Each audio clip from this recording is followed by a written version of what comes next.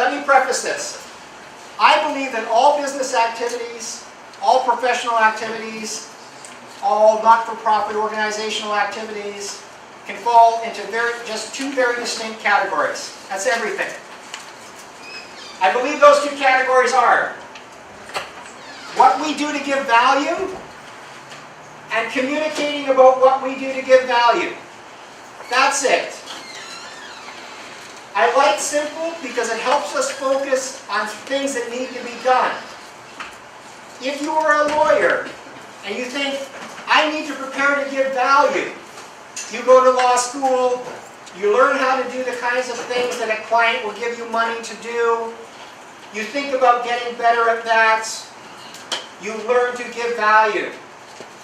When I was a financial services person, and I had businesses I was running, my colleagues were good at giving value. They had the ability to do it, but they had trouble communicating about it. We've got to be more than good at something. We've got to be able to communicate about that fact to various audiences. To communicate about the value we bring, why people will want to care about what we're doing, what's going on in our temples. We've got to be able to articulate that. What is the value that your Buddhist temple brings? Write it down. Huh. Not so nice now, is he? Ordering you around like that. What value? Why should anyone care about what the heck is going on at your Buddhist temple?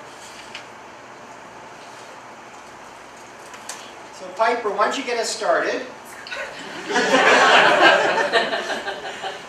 going to pick on somebody. Pick just one thing, so other people get a chance to say. Because I know I just saw you wrote down like 20 things real fast. What value does your organization bring? I think it's a place where people can gather and be with each other in a way that gives them positive feelings. Okay, positive feelings. Yeah, positive. Place to gather, positive feelings. This is useful because we can now begin to make a distinction when we talk about value between means value and ends value. Means, the specific things that we're actually doing or providing. The ends is what the person actually gets out of that. So for example, let's do accountant this time. An accountant does a tax return. That might be a means value for a person. Do people actually really want to do tax returns? Is that on their bucket list? No. Maybe not getting in trouble with IRA. It's IRA here, right? IRS. IRA, that's right, something else. No, investment retirement account. Anyway, it doesn't matter. I knew there's something to thank you. Thanks for you let me off the hook there. So, means doing a tax return is not really what the person is looking for. They're looking for the benefit that that service gives, the end value. Any chiropractors in the room? Anyone know a chiropractor? Does anybody really want to get an adjustment? Or do they want the feeling better that they might get from the adjustment? Any dentists here? Anyone want to get their teeth cleaned? Anyone want to have health? Yeah. So we make a distinction between the means and the end, the actual thing that's of use or benefit. But if you don't know the value you bring, how can you communicate it to the market? So, let's have somebody else say what value their temple or group brings. Yes? Spiritual value. Spiritual value. Jodo Shinshu teaching Dharma value. Okay, so Dharma, with the Jodo Shinsho tradition or spin on it, if we will. So is that a means value or an ends value? The ends. Is that true? Is the Dharma an end in itself? Or is it a means towards alleviating suffering and increasing happiness. That's We can all debate part of it. the value, that's all part of Dharma. It's all wrapped up together, okay? So part of the value of Buddhism is the Dharma. Now if you said that to the market, hey, we have the Dharma here. So it's good that we can identify it, and I agree with you. I was attracted to Buddhism because I liked the ideas, and I think they were correct ideas. And I found they were valuable to me. And one of the reasons I like Buddhism is that part of the Buddhist tradition is to say, hey, do this and you'll see that good stuff happens for you. Don't take my word for it, give it a try. I like that. That's really great. So we give it a try. When we talk about the value associated with those things that I know we all know, we've got to find the right words to communicate those to other parties. It's one thing for all of us to sit as Buddhists together in a room and say, hey, isn't this great stuff? Yeah, hey, this is great stuff. This is great stuff. And one year there's 100 of us, and the next year there's 90 of us, and the next year there's 80 of us, and we all agree it's really great stuff, but we're not communicating outside of our little group in words that other people might understand. So we need to be able to find the words to talk about the value. It's useful to think in terms of, hey, this is what goes on here, and this is why you should really care. This is ultimately what you're going to get out of it. Make happiness. Maybe you'll feel maybe what you're looking for, young person whose parents were active Buddhists, is some values and some principles to help your kids become better people. Maybe that's why you'd be attracted. Communicating to that audience that there is that ability here, come back to the church, bring your kids are going to connect with people that have similar values, they might be better people, don't you want to be a better parent? Maybe that's part of that means and ends value. I saw a hand go up, yes? Yes? I just wanted to share kind of practical guidance for daily living. And something tangible that you can get at. Practical guidance for daily living. Is the practical guidance the means and the daily living? So, assuming we mean a good daily life, you don't need guidance to have a crappy life, right? Right? So I'm not making fun of it, I'm helping to flesh it out. Yeah, just for everyone encounters difficult situations in their life. And I think that the guidance that you receive at the temple prepares you to get those. Okay, that's good. So far, we've got two basic themes going on with the answers. Dharma, so idea-related theme. Hey, you will learn something here. And Piper alluded to they gather. There is a place. Two different things. We have a place and we have ideas. If we were only about ideas, we could all do this all online. It's true, right? In fact, that's a big direction for so many things. Is I don't need a place. I don't need to go see my financial advisor in some expensive office that I'm paying for through outrageous fees. I'll get an app, right, Zach? Who needs this overhead? I don't trust those guys anyway, right? So part of it is starting to think about, we have ideas and we have a place. What else have we got? That would be value-related stuff. You wrote other things down, I hope. Anybody write things down that haven't already been said? Yes, sir. I think our leaders focus on the concept of peace. Okay, so peace is a means, and what does this mean for the audience? That they may find peace themselves. Ideas. Now, we provide peace not by giving them a massage. Again, I'm not trying to be fun, so we're not doing something, it's a sharing of ideas. Sharing of ideas. Part of the value. I agree. Finding the words to talk about that to the market, really important. But it's not the only thing that we've got that is of value. Alan, Yes? fellowship. Our members really want to come and see each other. They enjoy the company. Yeah. So, fellowship. Do you see what this is starting to sound like? Ideas are the Dharma. Fellowship is the Sangha. If we say the word Sangha, obviously, to certain audiences, they won't know what that means or what the context is or the connotations. Fellowship, friends, relationships. We be like-minded. Are you lonely? Come here. We've got some people that you might like. It's a We like the relationships. Telling people we have great, like, you know what, someone says to me, I grew up Roman Catholic with all these Italians. Married into a big Italian family. I got a million nieces and nephews, and they all look and act Italian. Every once in a while, I get the call. They call their uncle Zio in Italian. Zio, you're the Buddhist temple board? Did I hear you're the president of the Buddhist temple? What's that all about? And part of it is I had to say to people that are challenging me, like, what the heck, what's the value there for me? Why am I doing this? One of the things I say is, actually, you know what? Really nice people. I mean, some, you know, our board's got some smart retired people and some smart people that are not retired, and they're fun, and I laugh. We have, you know, it's an enjoyable time. There's value to that, to me. And when we've had new board members interested in being board participants or committee participants, one of the things that I try to share with them, I say, you know, you're probably going to have a good time with this. We have fun. You know, it is fun. People need fun. If we think that our temple is no fun, if you actually think that, you may want to go back and think, gee, we're missing some of the value that some of the other temples got. I had a conversation, I can't remember who it was exactly, said something about, they were speculating, the reason that they weren't getting that next generation of people in is that because they go into the kitchen, I think, what's the expression, kitchen monks? Is that a thing?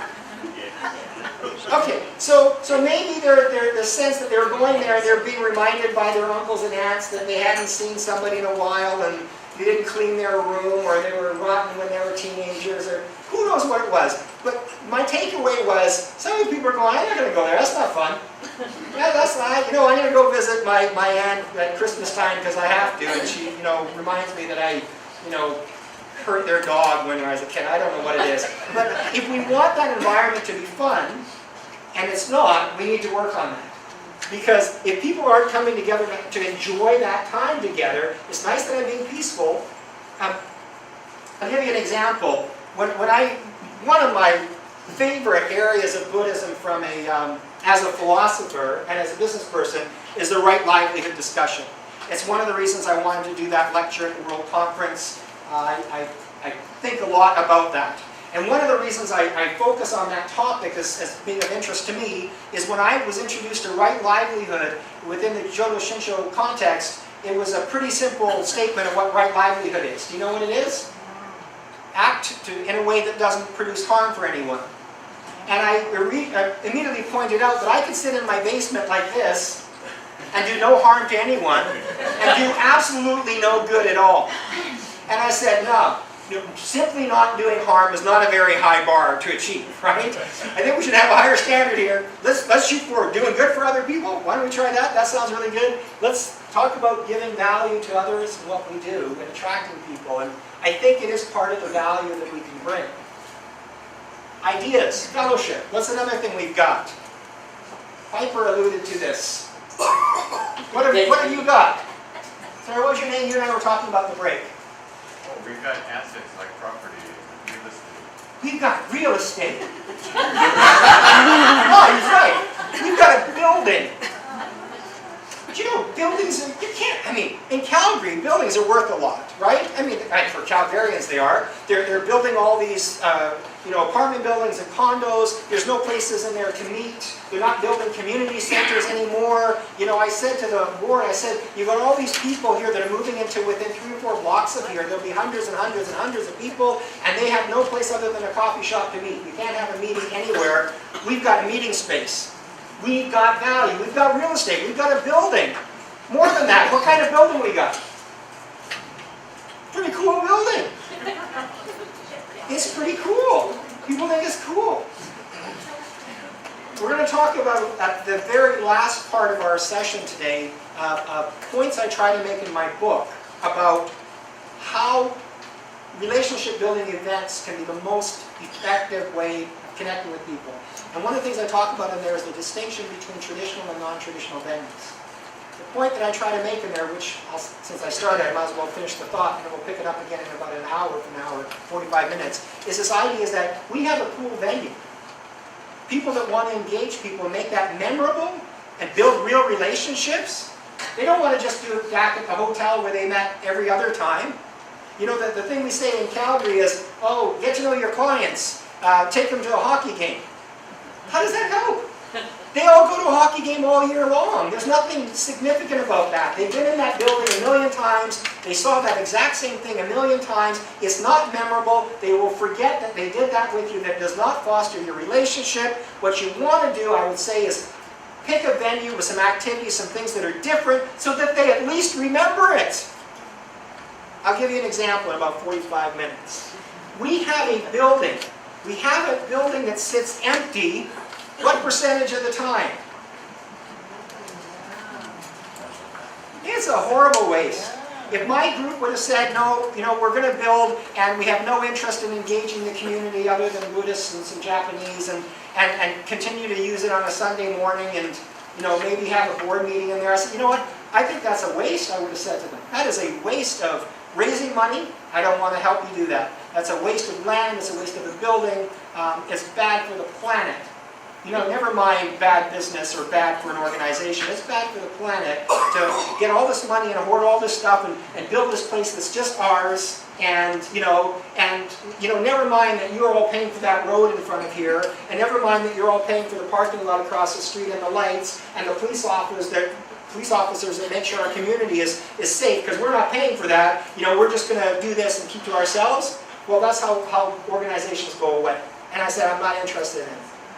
If we're going to do this, we're going to talk about what value is here for the people in our community. Not just Buddhists and not just Japanese, but the people at large. And it's got to be mutually beneficial value.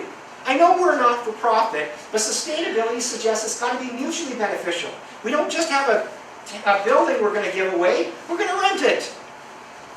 You know, I'm going to say stuff that you're welcome to completely disagree with and say that does not fit me, and that's okay.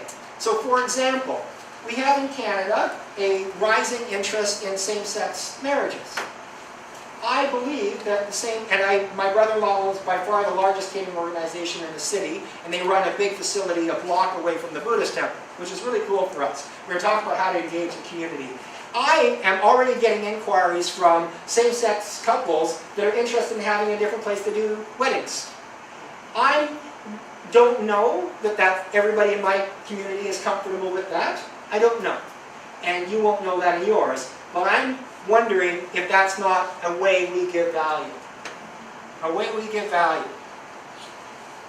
So, we have a building. What you'll need to do is to be able to articulate the value you give in words in a way that makes sense to a person that doesn't know Buddhism. That's one of your homework assignments. You'll need to be able to do that if you're going to get better at this. Okay, I said at the beginning, all business activities, our activities, fall in two categories. Figuring out what we do to give value and communicating about that fact. Every problem can be solved at this point. Once we get the value part down, once you know what a lawyer needs to do, a chiropractor needs to do, a dentist needs to do, the next step is communicating that. Here's what communication strategy looks like. It is ultimately what I think your framework, your template for activity going forward is going to be. This is really now the heart, the meat and potatoes of what we're going to be doing. Communication strategy requires you to do 4 things.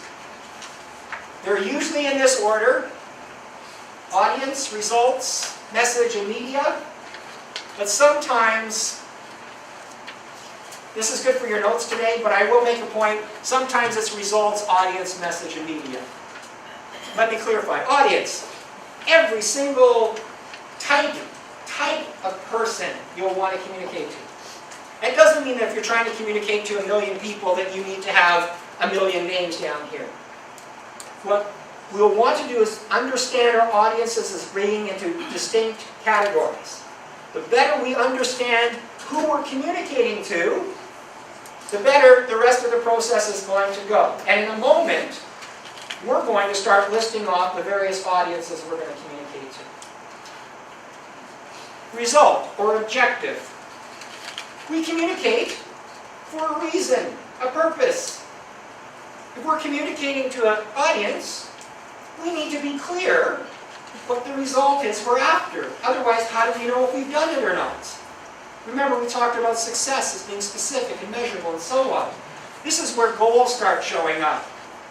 Hey, for you guys, for Millie Lanning, if we're communicating to all these audiences with the purpose of getting them to attend our centennial, measurable.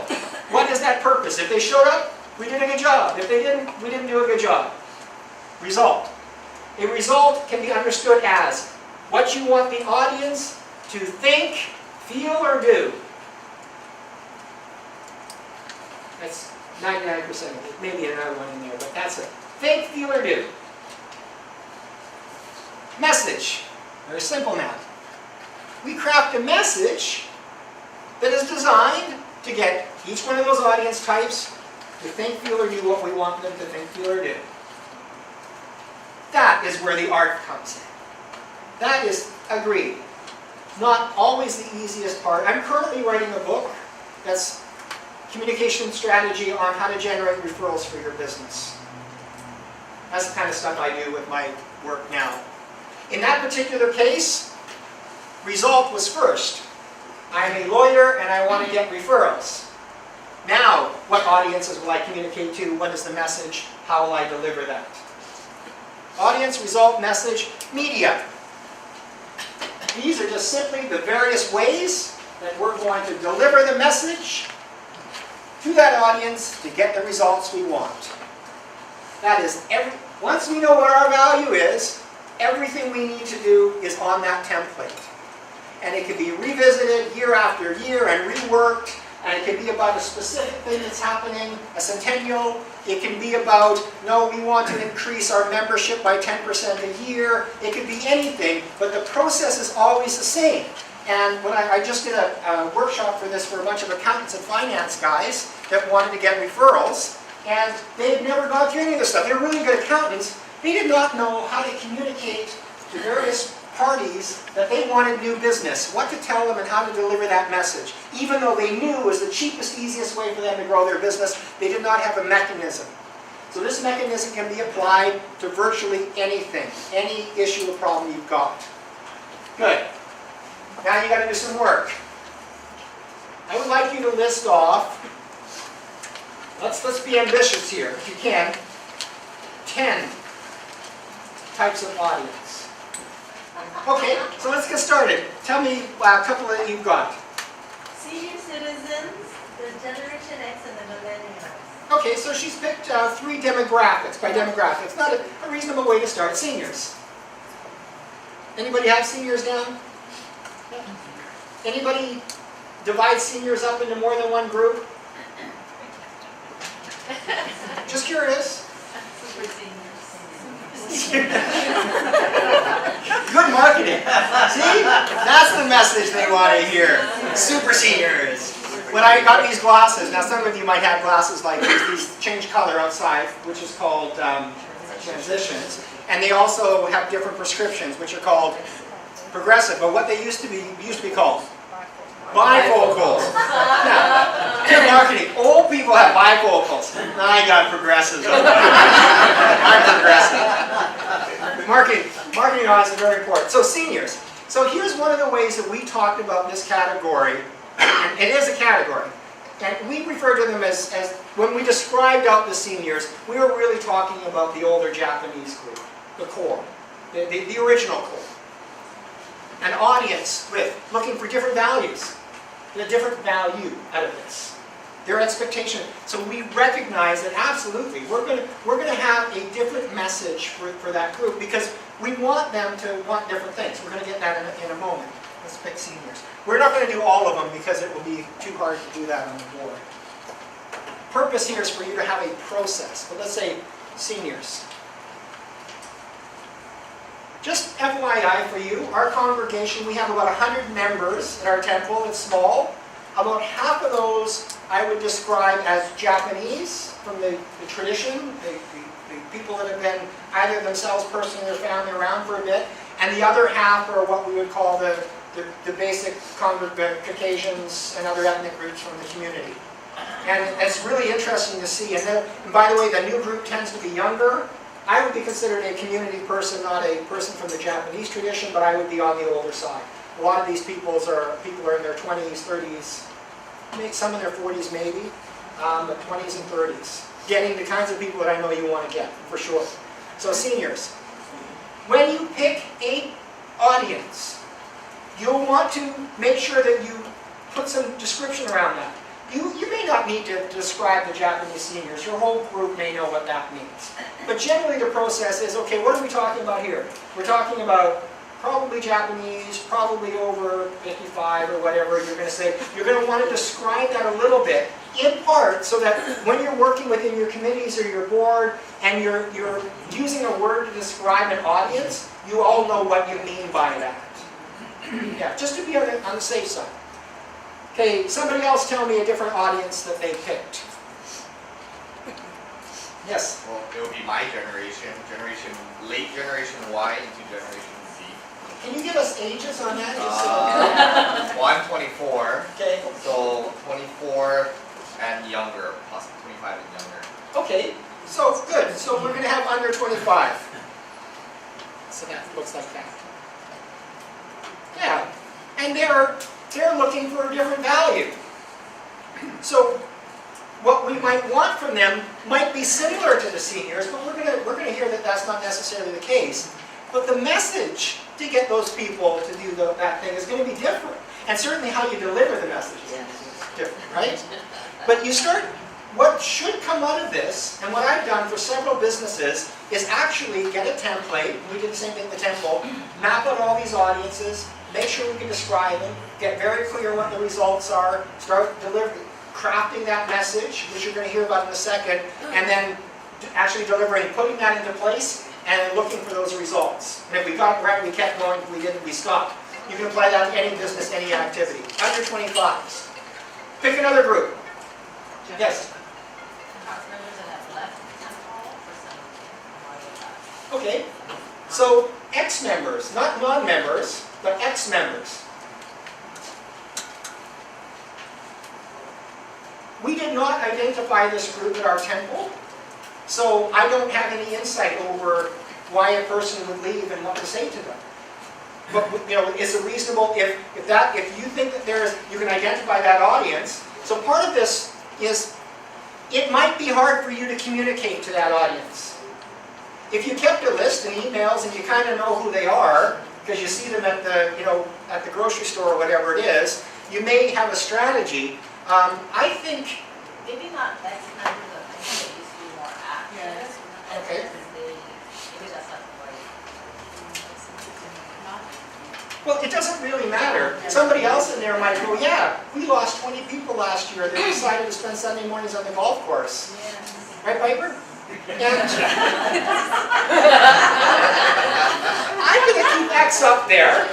I'm going to say less active as a group. Wow, we've got lots. What's some other ones? Yes? As in children who grew up in the temple and have never come back. Yeah, that's great. So those are X, and they're not less active. They're kids. Do you have a word for them in Japanese or anything like that? Or Sansei, probably. you don't have a word.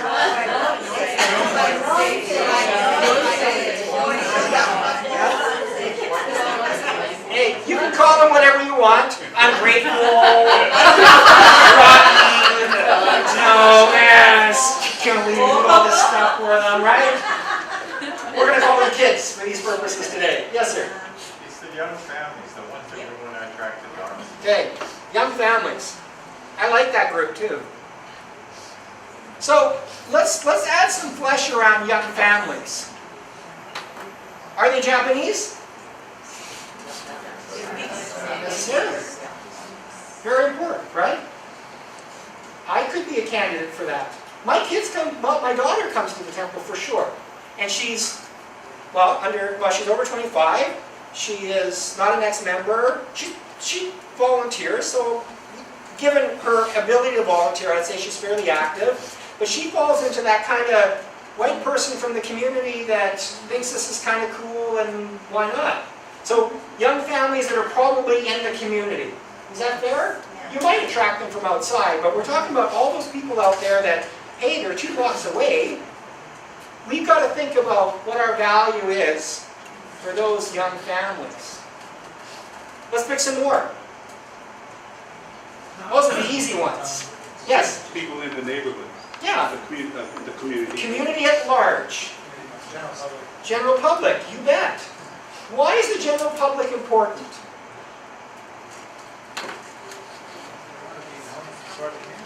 You want to be part of the community.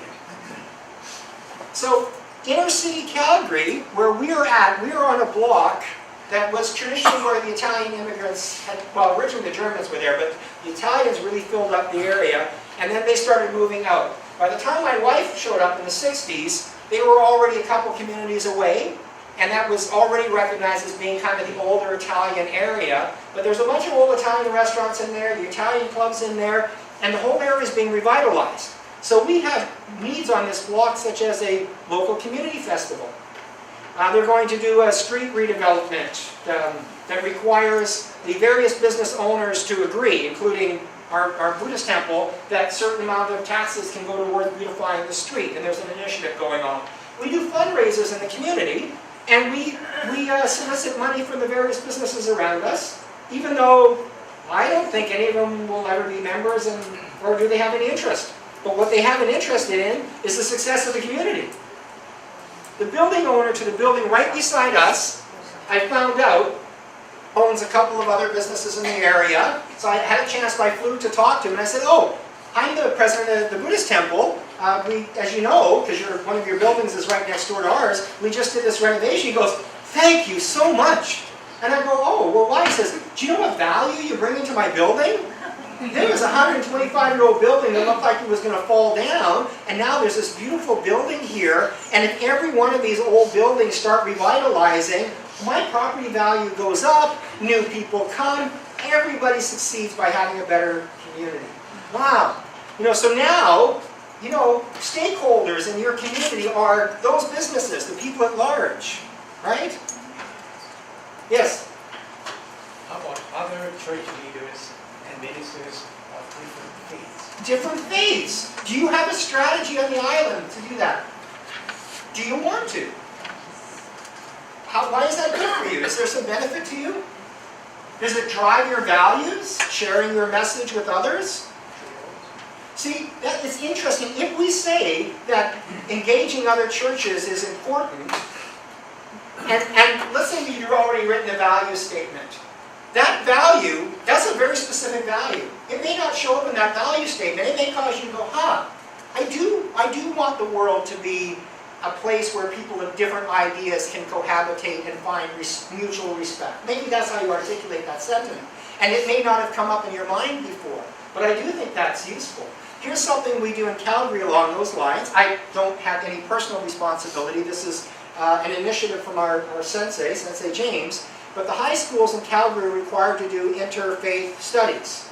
And it is normal for us that entire classes of high school students will come to the Buddhist temple and receive a class, an introduction to Buddhism, as part of their visiting a Roman Catholic church, a Jewish synagogue. I don't know how many other facilities they would be visiting as part of that. But part of the thought behind that is to allow people of different backgrounds to begin to get exposure. Maybe to find some common ground. The world might be a better place if we see where we actually share values with each other. So that's good. These are really good. Another one. Yes, sir. We don't talk enough about diversity. It's just under the surface. We don't target non-Japanese people. So is that true? I'm sure it's true in some places. Well, look at the audience. Yeah. Beautiful audience. We laugh, but we don't want to talk about that. Okay, so you're raising an important point. Maybe we have been very limited in our audiences. Are more Japanese people moving here? Is it a growing part of the community? People who call Japanese? I think that was another, although it's very important for us to be diverse, I think we are trying to target, I think, non-Japanese as well. I think one other target that we neglected are the Japanese nationals or living with his wife. See, I don't know that audience, but that sounds to me like we're onto something that's worth discussing. Okay. I want to move on to the next one. You're getting the point. You'll want to go back and create a list like that.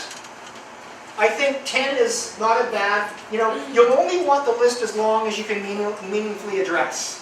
And you may go, gee, I can't communicate to all of these people, so let's get our priorities on here. We'll pick the top 2 or 3 based upon the results that are most pressing, and we'll start communicating.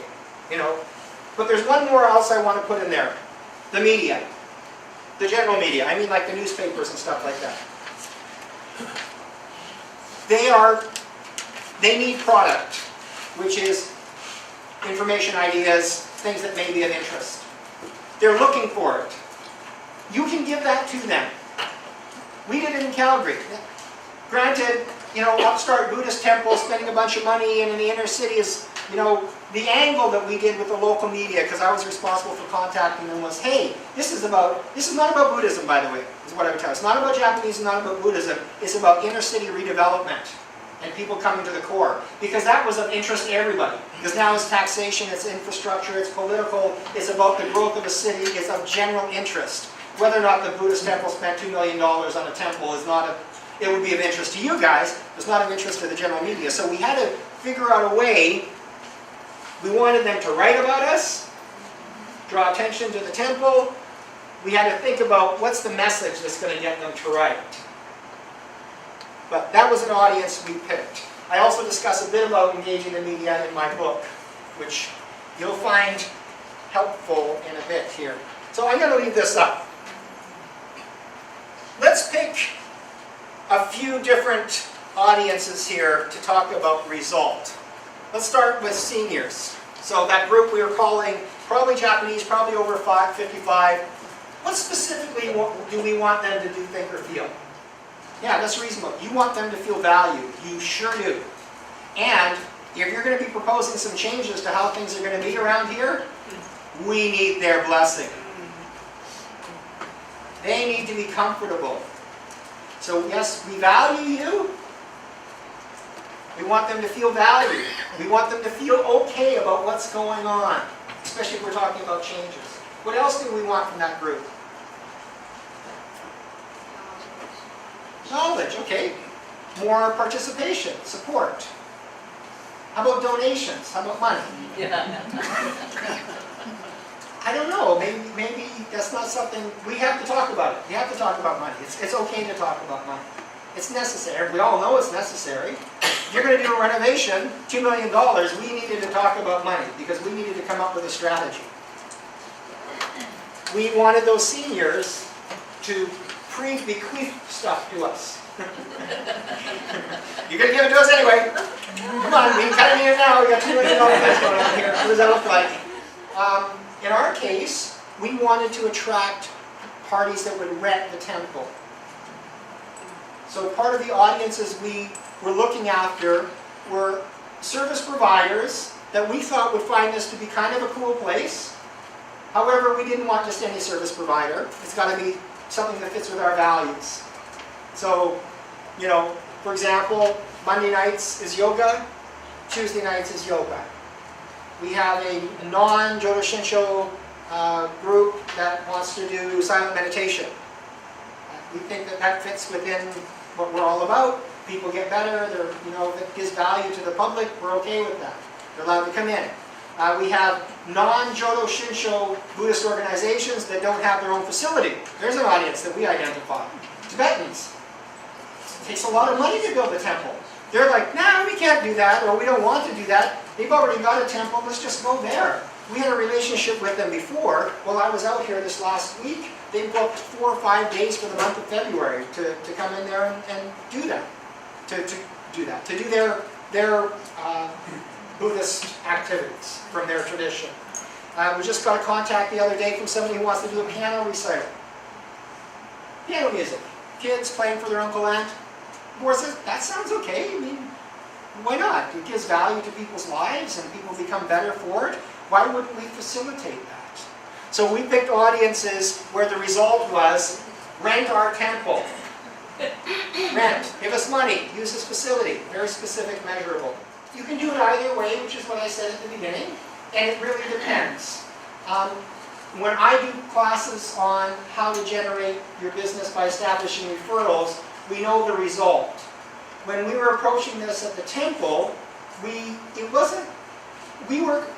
that there was a whole bunch of people we wanted to talk to, in part because they're presenting themselves.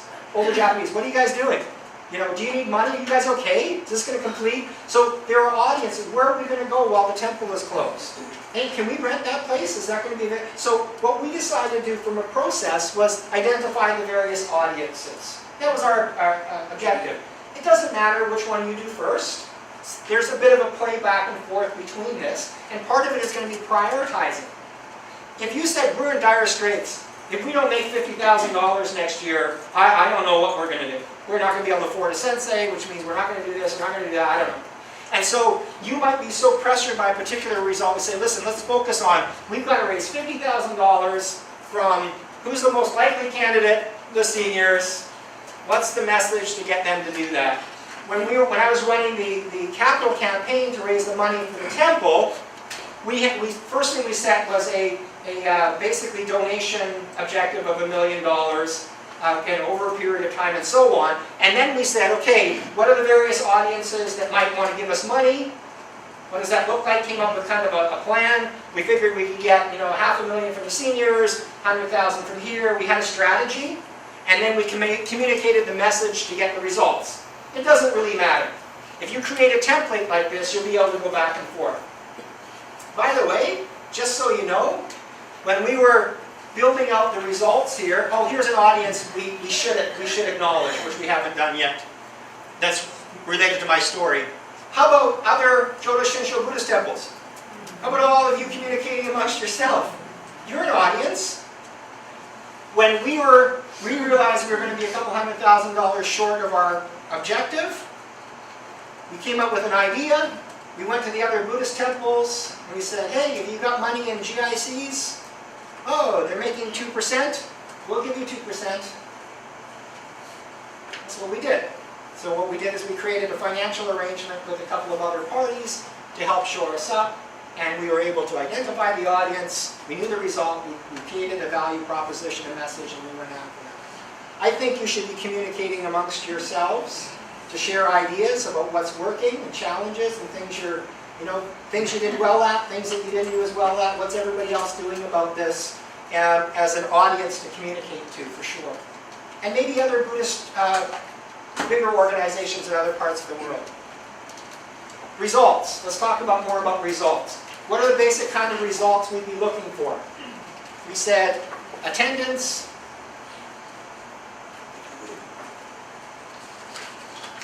We said feel comfortable, safe. We need money. We want you to write about us in the newspaper, so media attention or whatever we're going to call that. Rent from us.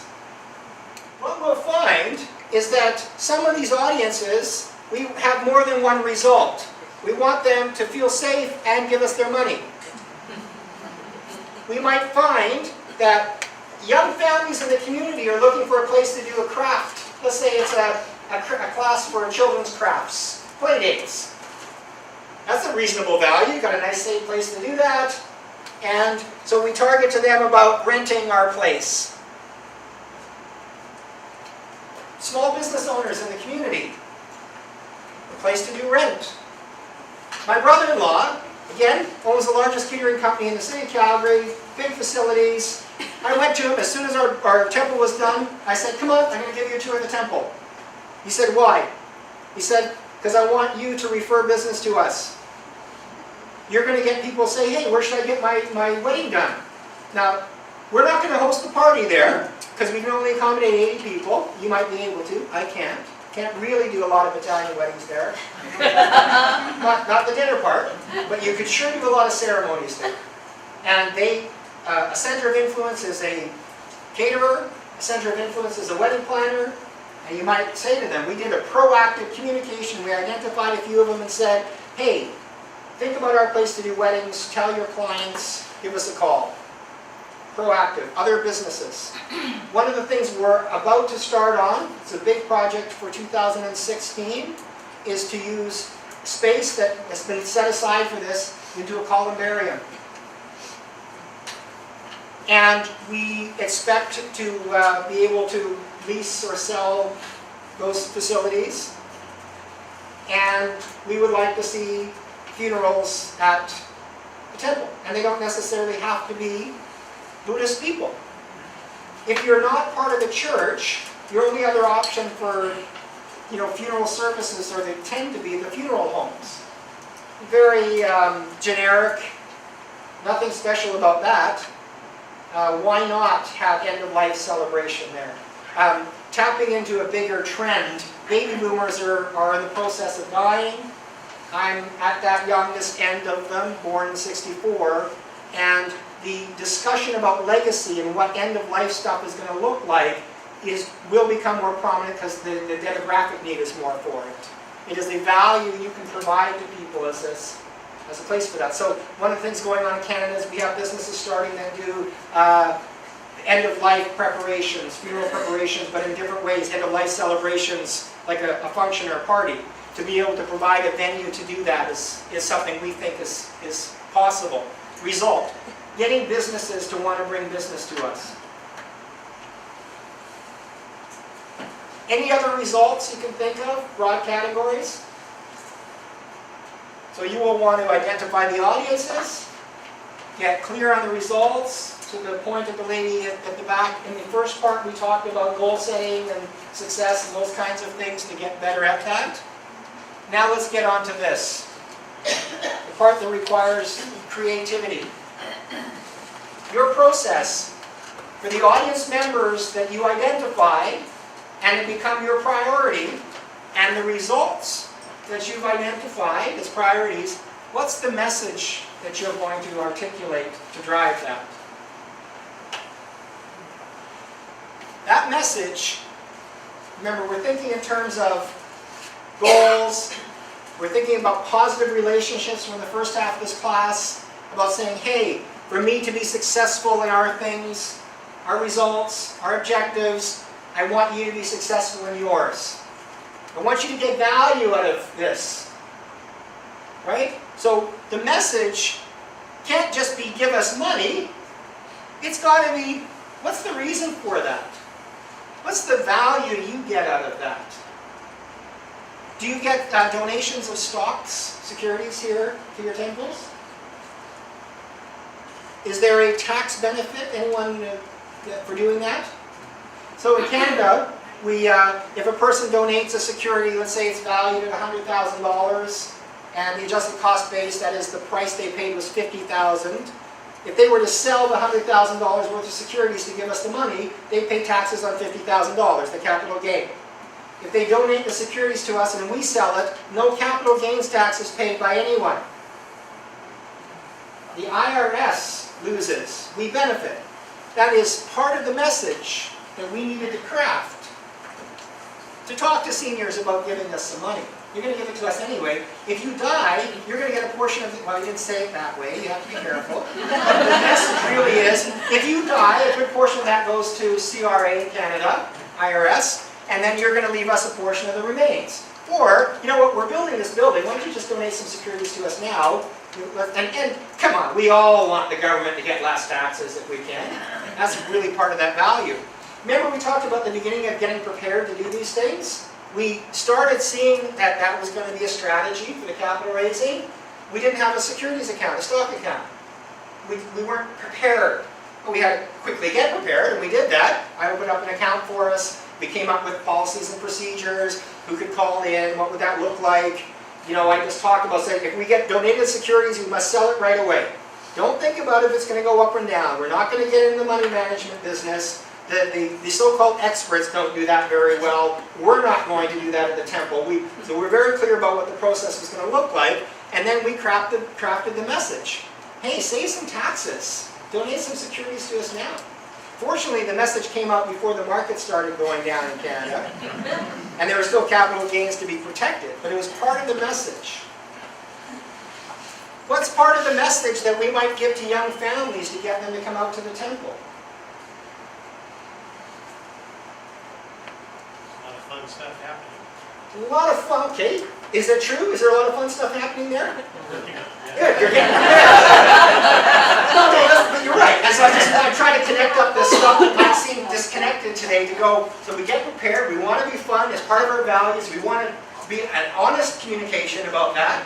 You know, this trust thing, hey, we have a lot of fun here, and they come out and they don't have any fun? No more trust, right? They won't come again. You know, business owners know that, so we got to be ready for it. But yeah, so what do we do to have fun? I mean, that's part of you figuring out that value at your temple. One of the things we had talked about, Piper and I, we explored conceptually for my visit here, which did not manifest this time, but maybe in the future, was this idea of having an event for the public with a guest speaker. I get invited to do lectures on, sometimes we don't call it right livelihood, because we've got to market it to the audience. We might call it, you know, success through values or something like that. But I'll start discussing views on how by giving value to others, we get value ourselves.